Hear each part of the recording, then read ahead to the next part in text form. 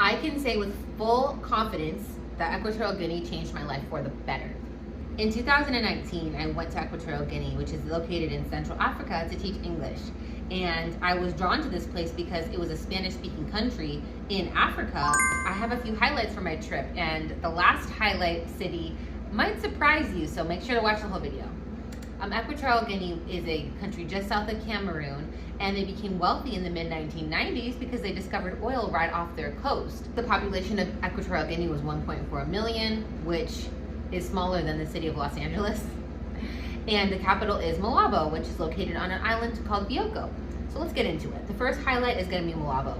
Malabo was such a fun time for me because I stayed there on my first night and I stayed there on my very last night. And my very last day in Malabo was so beyond memorable. I met somebody in the area who came to where I was staying, picked me up and showed me some of the highlights all in one really jam-packed 10-hour span. We went and did karaoke. I got some great hot wings. I got to go and see where people go paddle boarding. I got to see the big sign that says Equatorial Guinea, you know, those iconic like travel signs on usually along a harbor or a coastline. So Malabo has all of the main attractions you're looking for when you're visiting a new place. Along the highways, you just see these like tall rainforests and you can hear the sounds. And there's also, you have the dense rainforest, and then right across the way, you'll have these beautiful beaches that are like kind of untouched. So it's just a beautiful tropical place. They also have some really huge hotels. They're really beautiful. They have the Hilton Malabo, they have the Sofitel, and then they have the Bahia.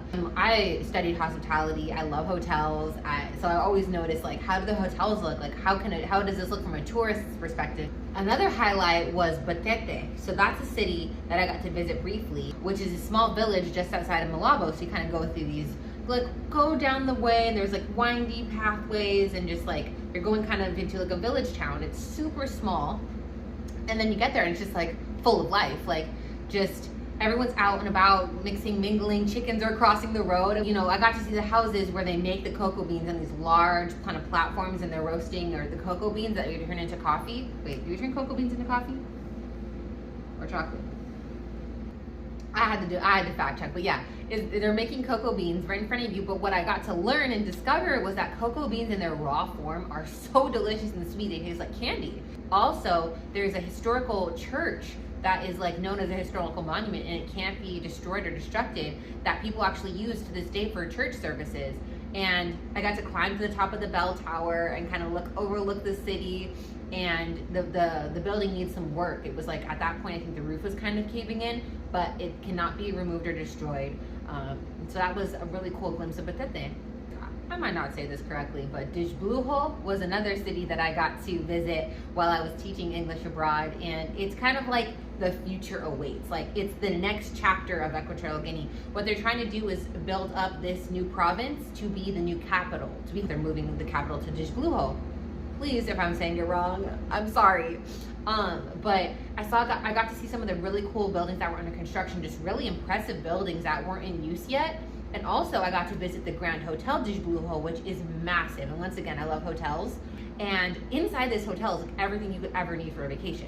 There's a hair salon, a nail salon, there's gym, there was like a yoga studio, ATMs, restaurants, and then it's just massively tall. There's this huge pool. And when we went there was like a little pool party vibe going on. And we got some pina coladas out at the outdoor patio by the pool. So Despujo has it going on. Like that's gonna be the new spot. Also inside the hotel, there was really cool art. Like I love art. Something you'll know about me is I love art and travel and all how that culturally combines. And in there was some really fun art that we took pictures with. So if you're ever over there. Oh, I almost forgot. Because it's not really my thing, there's a golf course, but it's huge and it's well maintained. So if golf is your thing, they got you. They got you. Last but not least is a highlight that might come as a surprise to some who are familiar with the area is Mongomo.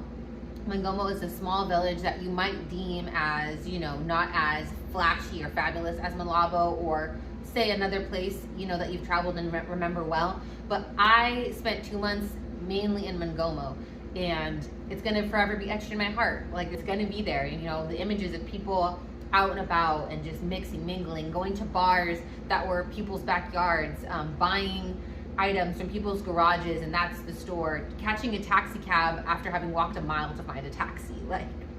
It was such an interesting experience. I call it a highlight because staying in Mongomo really changed my perspective, and therefore it changed my life. Like, it wasn't flashy, it wasn't easy, it was not luxury, but it was so necessary for me. I was there at the right time when I went to Mongomo. I was working at the National Technological Institute of Hydrocarbons in Equatorial Guinea. There, boom, I said it. Okay.